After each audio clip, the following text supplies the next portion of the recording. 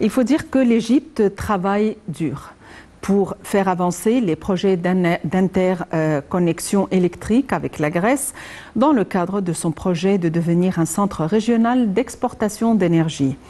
Dans ce contexte, le ministre égyptien de l'électricité, Mohamed Chakir, a souligné l'importance du projet d'interconnexion électrique avec la Grèce pour assurer les besoins énergétiques propres de l'Europe dans les années à venir. Voyons les détails dans ce compte rendu.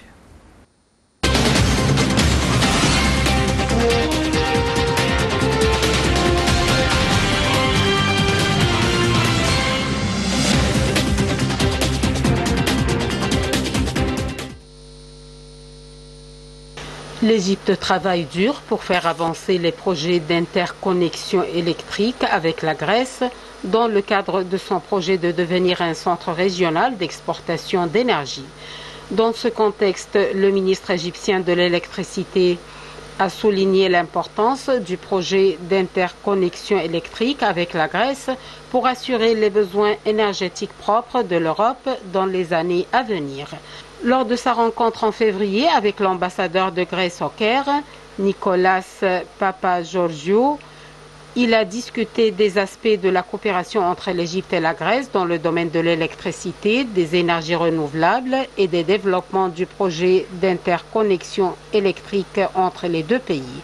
Le ministre de l'électricité a salué les efforts déployés pour achever les procédures nécessaires au projet d'interconnexion électrique qui est une porte d'entrée importante pour relier l'Égypte et l'Europe via la Grèce et Chypre. En octobre 2021, la Grèce et l'Égypte ont signé un accord ouvrant la voie à la pose d'un câble sous-marin qui transférera l'électricité produite à partir d'énergies renouvelables en Afrique du Nord vers l'Europe, le premier du genre en Méditerranée.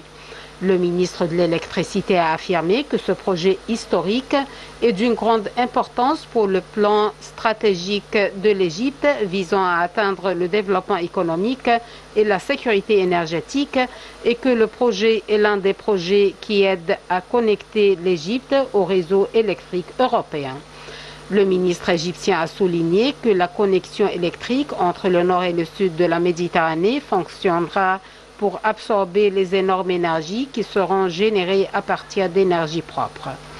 Le projet d'interconnexion électrique entre l'Égypte et la Grèce est le plus grand et le plus important compte tenu de la longue distance et de la pose de câbles entre les deux pays, d'une longueur pouvant aller jusqu'à 900 km, ce qui revient à relier électriquement les continents européens et africains et non un lien entre les deux pays pour l'échange d'énergie, d'autant plus que la ligne permet le transfert d'énergie de l'Égypte vers tous les pays européens. Il est prévu que la mise en œuvre du projet prendra une période d'au moins 10 ans. Vu la distance entre les deux pays, des câbles sous-marins seront posés entre les deux pays d'une longueur de 900 km à une profondeur de 3000 mètres et ce en utilisant les dernières technologies modernes par les derniers navires d'installation. En effet, les capacités du projet d'interconnexion électrique avec la Grèce seront comprises entre 2000 et 3000 MW telles que déterminées par les études liées au projet.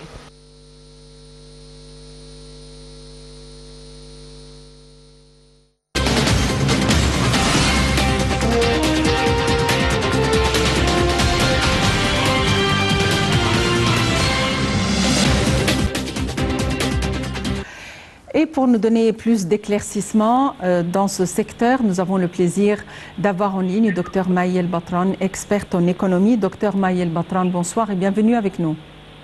Bonsoir madame. Docteur Maï El-Batran, l'Égypte, comme on l'a dit, travaille très dur de manière à devenir un centre d'exportation d'énergie vers l'Europe. On aimerait en savoir plus sur ce grand projet. C'est un projet grandiose, celui de l'interconnexion électrique entre l'Égypte et la Grèce. Premièrement, je veux commencer par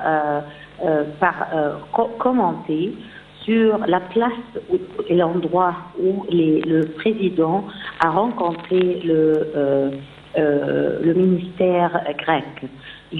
Cette rencontre a eu lieu sur un lieu où le site de Alamein, c'est un site pittoresque, très belle, et c'est un nouveau site égyptien. Alors ça, c'est sur la côte, bien sûr, de la Méditerranée.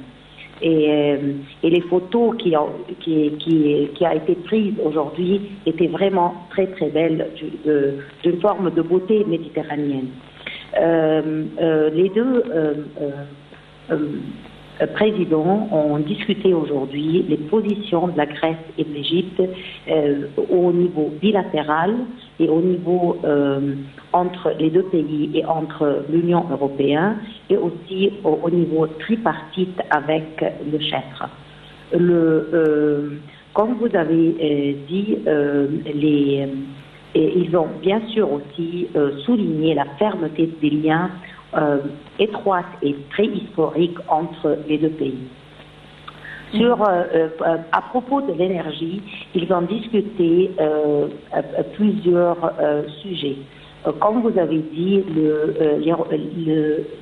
le câble de reliement électrique entre l'Europe et l'Égypte, à ce moment très historique, après ce qui s'est passé à la Russie et à l'Ukraine, particulièrement à propos des répercussions de la mondiale, de la crise russo-ukrainienne et l'évolution aussi des crises existantes dans les pays autour de l'Égypte, particulièrement le Libye et aussi bien sûr ce qui s'est passé au Niger.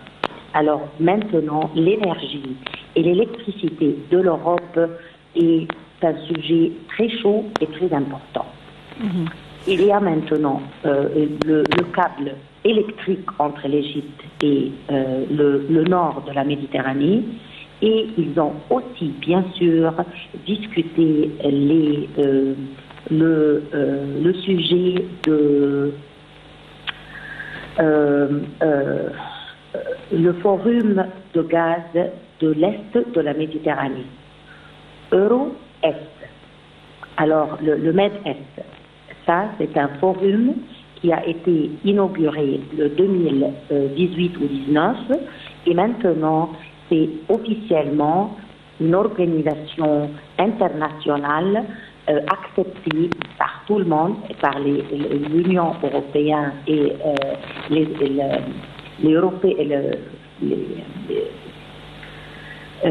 l'Union européenne et les institutions multilatérales du monde, avec l'Union européenne et le Banque mondiale comme rapport pour voir pour maintenir l'intégrité de cette organisation.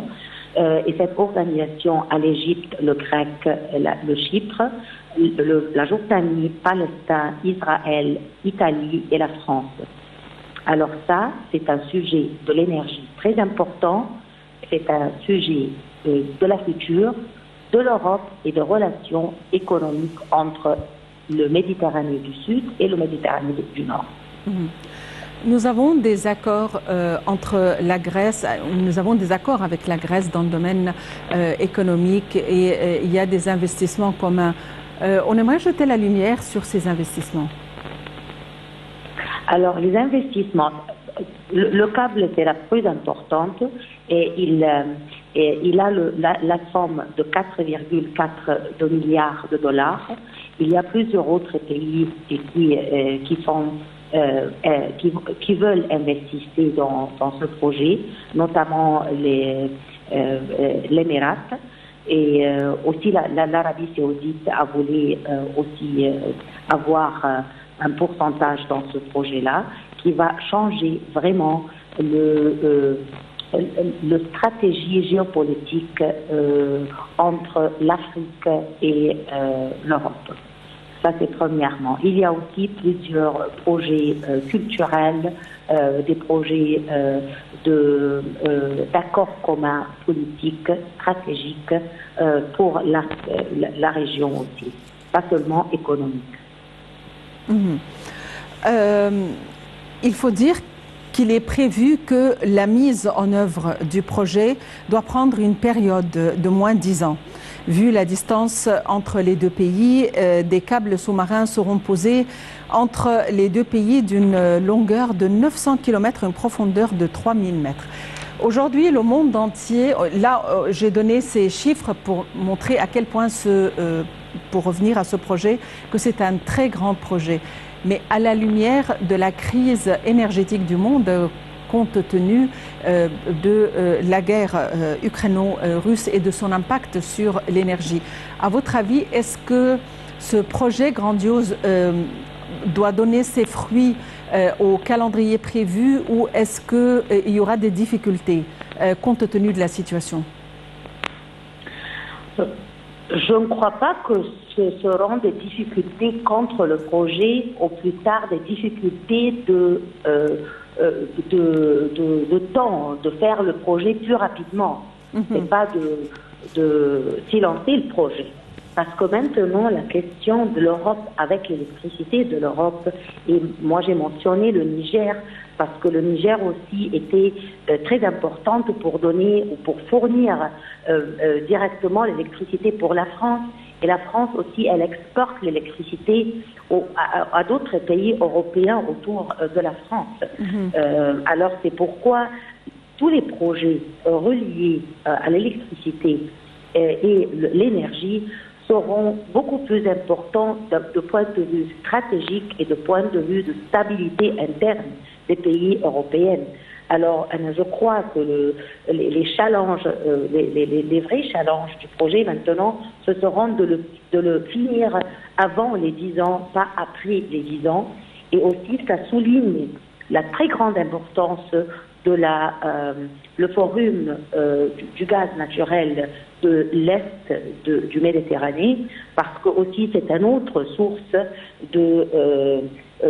d'énergie très importante.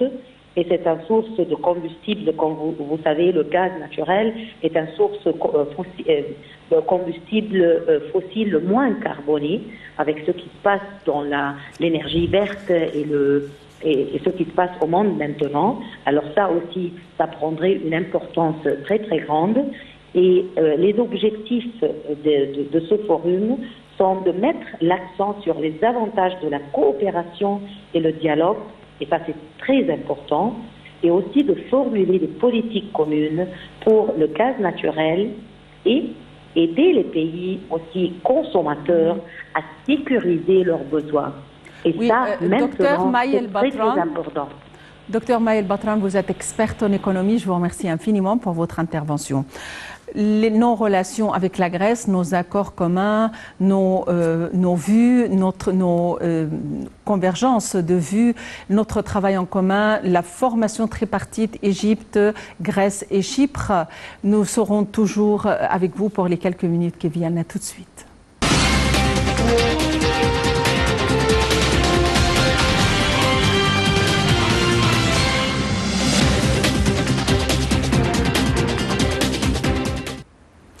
Le président Abdel Fattah el-Sisi a reçu aujourd'hui à la nouvelle ville d'El Alamein le Premier ministre grec, M. Kyriakos Mitsotakis. Et selon le porte-parole de la présidence, le conseiller Ahmed Fahmi, les pourparlers ont porté sur des questions d'intérêt commun concernant nos échanges avec la Grèce et concernant le trio Égypte, Grèce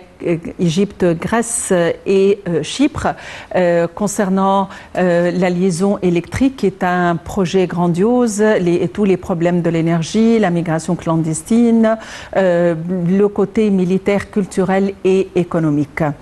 Et il faut dire que l'Égypte, comme on l'a mentionné, travaille très dur de manière à mettre en place une liaison électrique avec la Grèce, un projet grandiose et dont les coûts s'élèvent et dont les coûts ou dont la production s'élève à 3000 mégawatts à une profondeur de 8000 mètres. Et c'est un projet qui va permettre à l'Égypte de réaliser ses aspirations en matière d'énergie et d'exportation d'énergie à l'Europe. Merci de nous avoir suivis. Très bonne fin de soirée, bon week-end et à la prochaine.